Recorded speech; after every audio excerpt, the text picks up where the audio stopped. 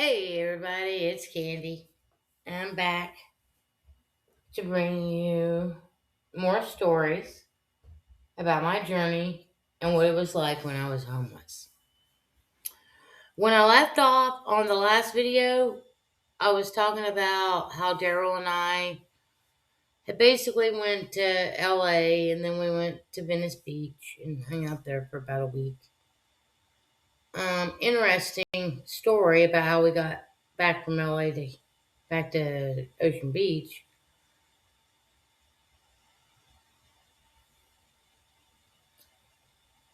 We were there. We hung out on the beach one day. We took showers in their showers that they had there.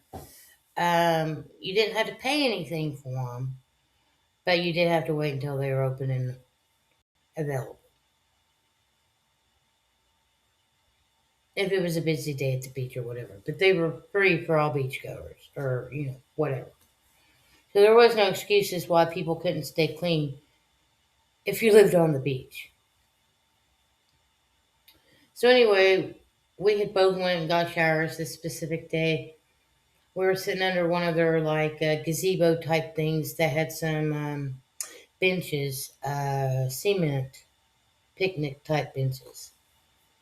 And we were just going through our stuff, organizing our stuff and whatnot. And I made a phone call and I called Kelsey. I hadn't talked to her in a minute, so decided to call and talk to her. And Daryl started getting nervous. And next thing you know, these police officers rolled up on us on horses. I got off the phone with my daughter, and they proceeded to ask us what was going on, how long we'd been there, and to see our IDs. So we showed them our IDs. They ran our information. Then they told Daryl to put his hands behind his back that he was being placed under arrest. Because believe it or not, he had a bench warrant out for him. Well, it wasn't a bench warrant. Well, I guess in a way it was. Him and his wife had previously been homeless in like 2004. I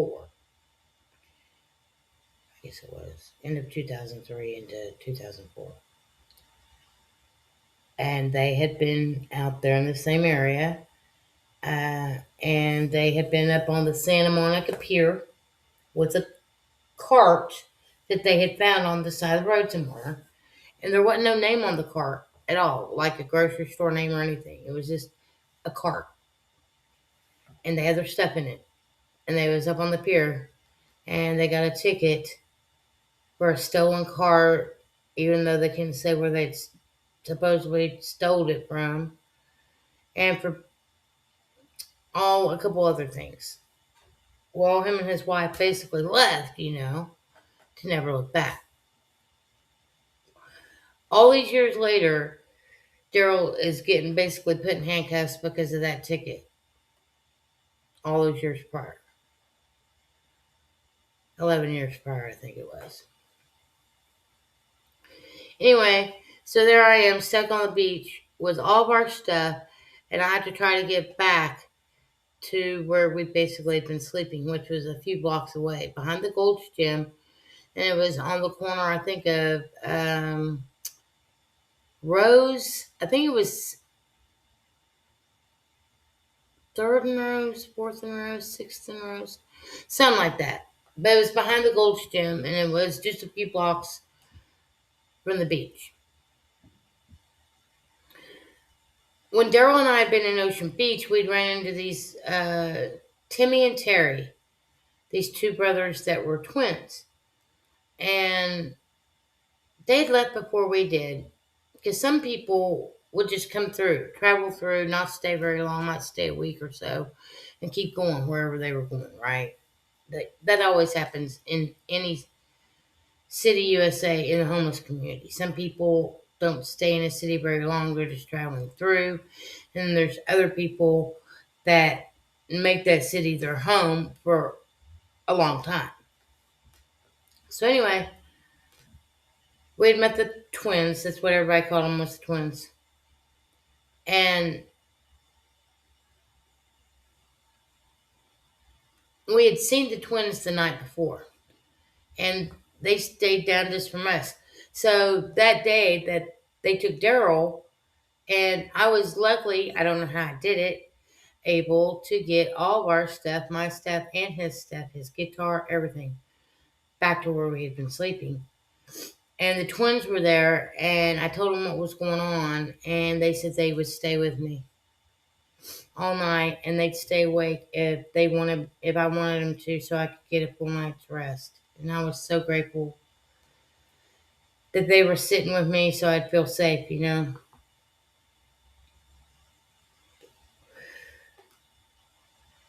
Then I started talking to my friend Tina, that was back in San Diego, Ocean Beach, and she had access to a computer. She lived in a van. She was a friend of ours that we'd known since we basically stepped foot in Ocean Beach. And she had a computer, so she was able to look up information for me. And she let me know that Daryl had been released. But the only problem was the jail that they had him in was like 7 miles from where we were. And I asked her what time did he get released, and she said he got released at 7:45. Lo and behold, 9 p.m. Daryl comes trucking up the road. No shoelaces in his shoes.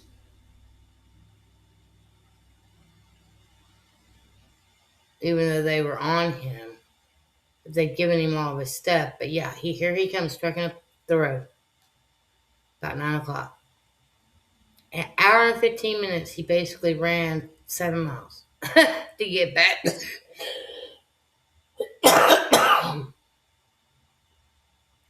To get back to me. And when he got there and seen that the twins were sitting with me, he was, oh my God, he was hugging them too. Telling them thank you, thank you for, sitting on Candy and making sure Candy was okay, because I know Candy was worried. And so because of that, we decided to try to get out as soon as possible. So it might have been the next day, or I think it was the next day actually.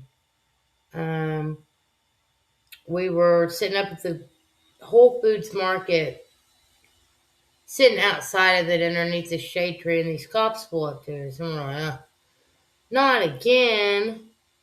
And they're like, no, we were pulling up to see if y'all needed anything. And we told them what had happened. And then we knew this preacher man that had come around every morning when they'd give us our wake up call. And they're like, yeah, we know who you're talking about. And we told them, well, we just want to get back down to Ocean Beach. We don't like it here anymore. And all we need is a ticket back, to Oceanside. And then we got bus passes that'll cover us from Oceanside back to Ocean Beach. So they called the preacher man up, and the preacher man and his wife came, and they picked me and Daryl up in their car, put all of our personal belongings in their trunk, drove us to their church, fed us a meal, gave us some hot coffee, and basically bought us tickets to get on the train from LA down to Oceanside. And that ride's it's probably about an hour and a half. I can't remember how many stops there were along the way. But it's not really that long of a ride. And it's an Amtrak train, so it's pretty nice. Um,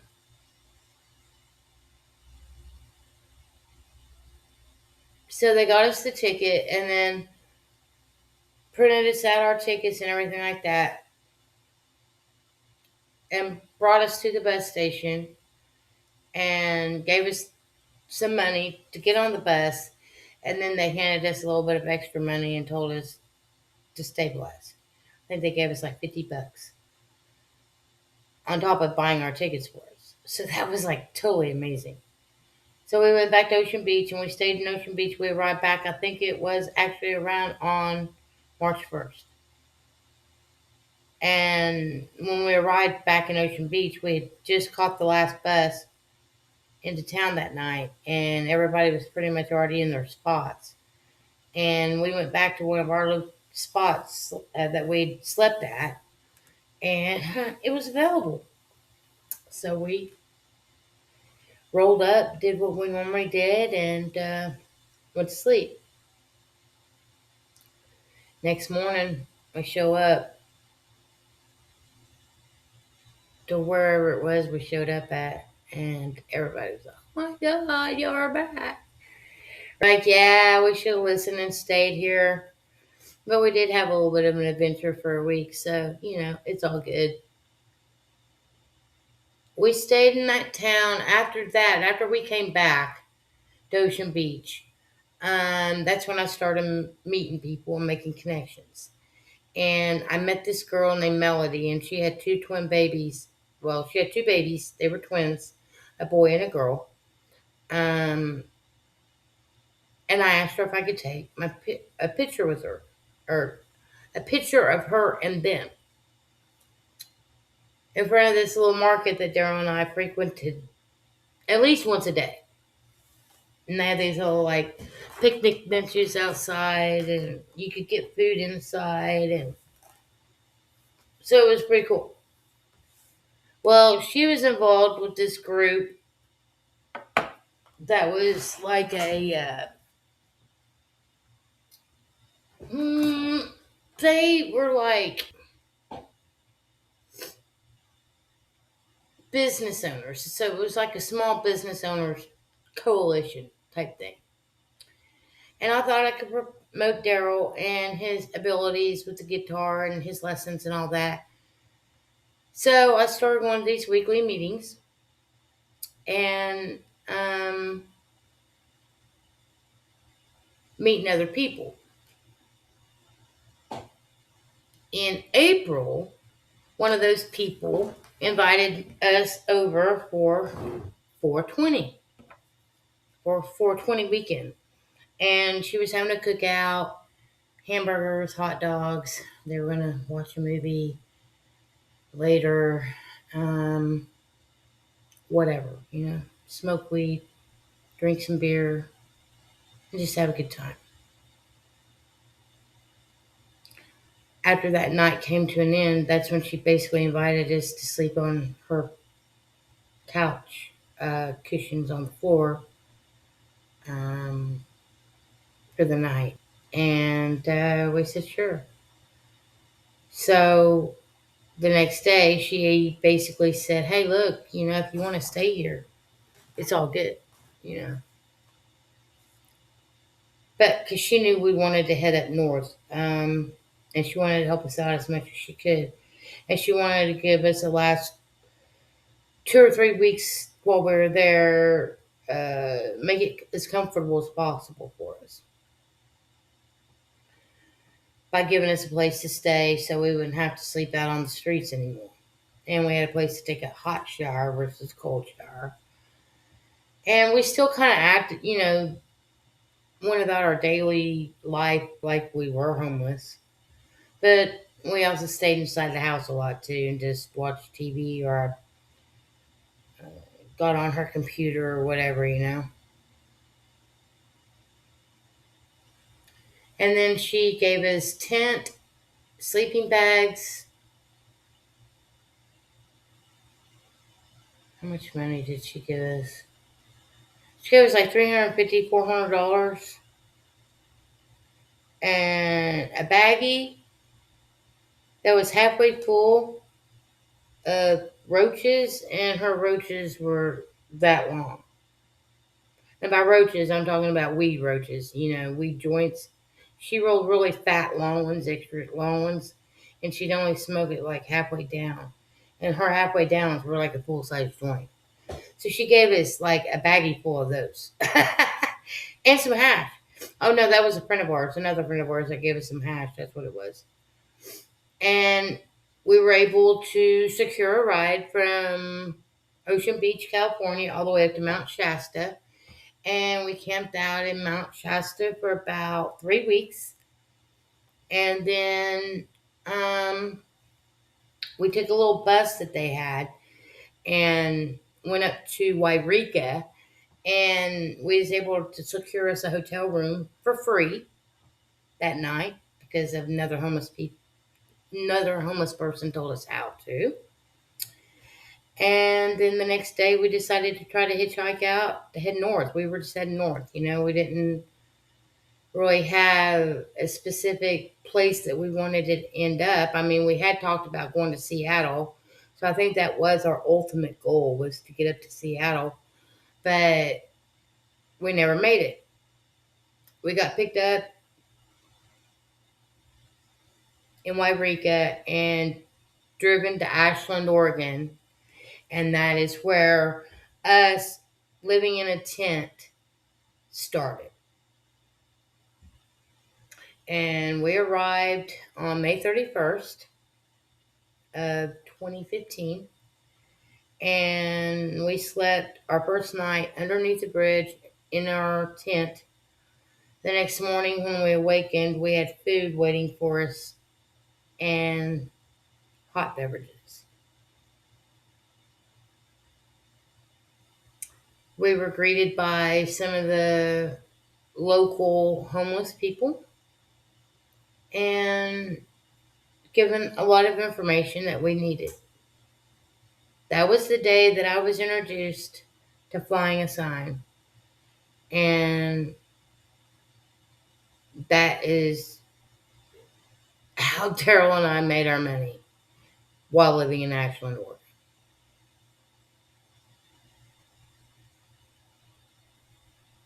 This guy, his name was Bob, and he's like, come up here, girl. He goes, sit right here, hold one of these signs, and people's going to drive by, and people's going to give you stuff. I'm like, what kind of stuff? He's like, stuff you need, sister. Anything you need, the universe is going to give it to you. And there was a stoplight there. So basically, once the light turned red and the traffic would back up, I was sitting there. And sometimes I'd get up and walk down the bridge a little bit, see if anybody had their window open, if they wanted to hand me anything. And then I'd go, when the light turned green and the traffic started moving, I'd walk back down to my original spot and I'd sit there until traffic built back up again. And I'd do it for about an hour. That's all we would do. Is we would just do it for about an hour.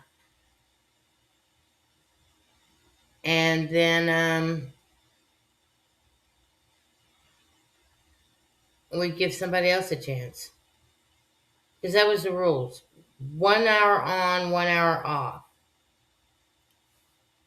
Let's see something here. This happened last time.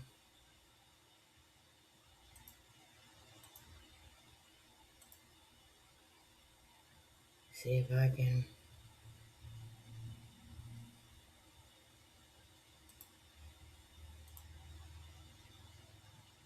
get it to connect back. I don't know what's going on. Hopefully it's not going to cut me off. Yay. Am I still going? Yay. Sorry for that interruption, folks. Hopefully it kept going. Anyway, so that's, people gave us everything that we needed there. Like Bob, he didn't lie to me. We needed food, we needed water, we needed weed, we needed money, whatever it was we needed, I could pretty much get it sitting there on that bridge. Some days was good, some days weren't. The best day I ever had was making like $75 in 1 hour. And I think the best day Daryl ever had was making $100 in 1 hour. So we basically started flying a sign. We had a bus stop on both sides of the road. One was going into Ashland and one was going into Medford. And so I could go into Ashland. do my shopping for our supplies or whatever. And whenever I got dropped back off, I basically was getting dropped off right at my front doorstep. That led down a trail that went into our little camp a little ways back. And we was camped out by this creek. And we lived there, God, when did they kick us out? It was October. So we basically lived there June, July, August, September. We lived there about 5 months before they even had sent anybody out to kick us out. And then when they did come and ask us to leave, we still had 10 days. It wasn't like they expected us. Like when you were in a city somewhere and if they wanted you to leave, you got up and packed your stuff right then and there. Even if they woke you up in the middle of the night at 4 a.m., you were gone. The cops was standing there making you gather your stuff and making sure you were walking away from that area. Here, they sent somebody out with the Oregon Transportation Department, and he would assess the situation. And he basically told us, "Hey, I'm sorry, but we gotta ask you to leave this area. I understand your plight, blah blah blah, but you have 10 days. In 10 days, I'll come back and check to see if you are still here. And if you are still here, then your stuff will be removed right then and right there at that point in time." So we're like, okay, cool. So we just always made sure that we were gone from whatever location that was. So, oh, and then, so we had access to public transportation. We had a way to make money and get the things that we needed. There was this place called the Jackson Well Springs that was right across the street. And the well springs basically was a wellness area, type place. They had a spa. They had a huge Olympic-sized swimming pool. They had a huge, big hot tub. They had a wet spa, dry spa, and then huge locker rooms with showers and whatnot. Lockers, showers, and um, toilet. The water that came in was coming from a natural spring, and so it smelled kind of funny because of the natural chemicals, lithium. It was lithium. Kind of smells sulfuric, sort of, but it's very healing for your body. It's not potable to drink, but it's okay for it to, for your skin. Uh, so there was always this aroma, and I would say after a while, if you were homeless and have been around and been in some different areas, different experiences, you kind of recognize that the aroma that I'm talking about. Um. Oh, but they had a laundry facility for their guests. Well, I used to go over there and do our laundry. That's where I did our laundry. And they also sold showers. They were $5. We had our own towels, so when we first started utilizing it, we were just paying the $5. After a while, we just kind of got tired of always having to wash our towels, and learned that for $1 more, so for $6, you could get a shower with a towel provided. So we just started doing that because it was cheaper to pay the extra $2 between Daryl and I to get a towel provided than it would have been for us to try to wash and dry our towels. Um, and that was life in Ashland. Someone was always at our camp. Either me or Daryl. We were always at our camp. One of us was always at our camp. If I was gone into town running and doing errands, picking up our tobacco, picking up food, picking up supplies, whatever, Daryl was always at camp. If Daryl needed to take down the trash or needed to go take a shower or needed to go retrieve water or whatever it was, I was at camp. Somebody was always at camp. We stayed in Ashland, Oregon from June of 2015 until March of 2017.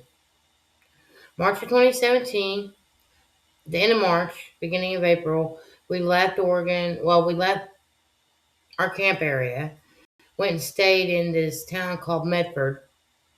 I think we stayed in the hotel for like 2 or 3 days. We was able to get a ride out to Durango, Colorado. And we arrived in Durango, I believe it was April 5th. And we were in Durango until May 13th, Daryl's birthday.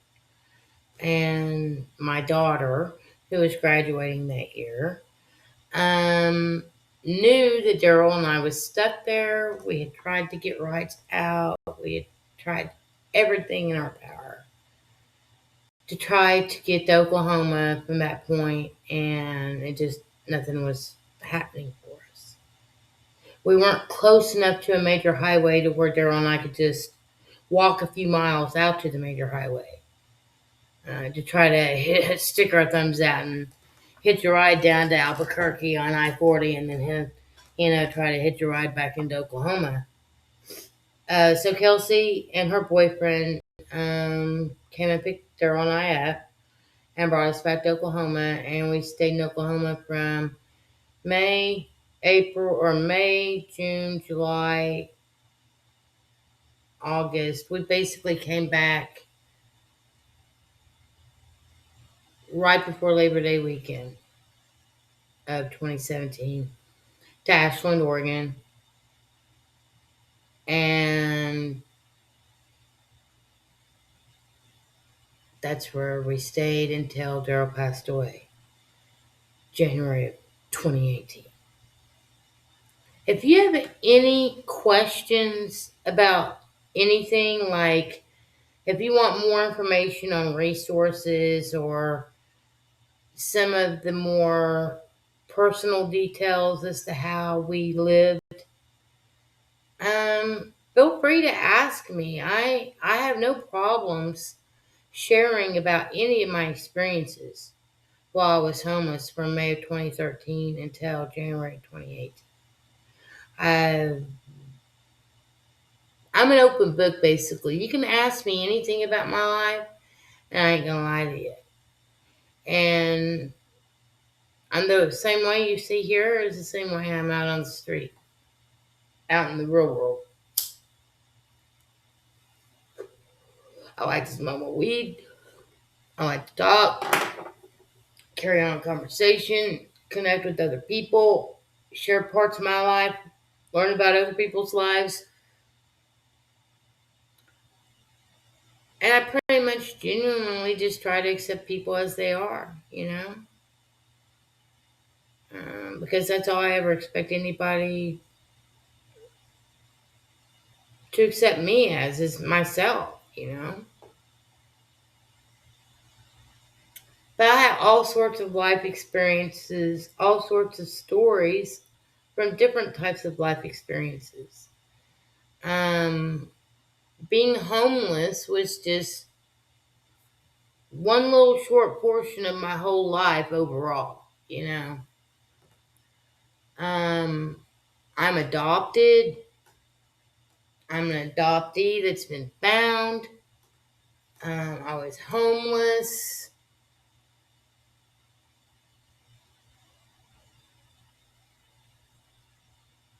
just all sorts of experiences throughout life. So if anybody's interested in learning any more about me, hey, hit me up in that box below and I'll be sure to try to address your questions and concerns. And until the next time, peace, love, hugs, snugs. Take care wherever you are in this world. And until the next time, I'm out.